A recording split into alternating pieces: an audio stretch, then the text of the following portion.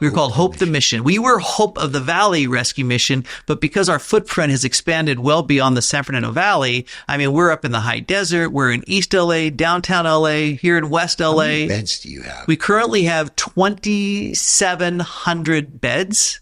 2,700, and we have 11 projects in the queue right now to add another 800 beds within the next 12 months. And so we've taken a very aggressive position and posture. Why? And here's my analogy, if you'll indulge me for a moment. Please. Imagine there was an earthquake today. Okay. And all of a sudden, all these houses and apartment buildings, they crumbled and they were red tagged. Okay. The National Guard would be here within minutes. The Red Cross would be mobilized immediately. Why? Because we're going to care for our brothers and sisters that are homeless.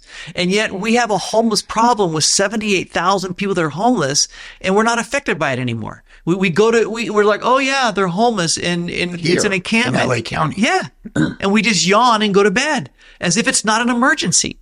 And it is an emergency. And what we need is a FEMA-like response to homelessness.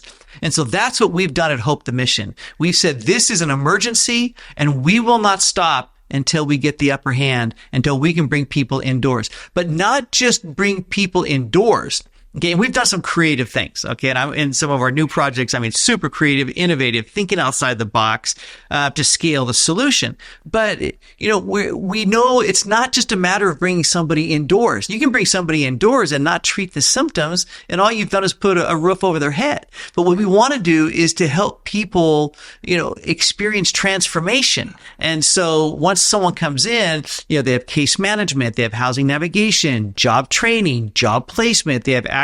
We launched our own mental health department because it took so long for the Department of Mental Health to respond. Because are you guys paying? Who's paying you guys for that? So far, we had 1 year Congressman Brad Sherman was able to get us $2 million. The next year, he got us another $2 million. And then we fundraise, and then we're going to start doing fee for service.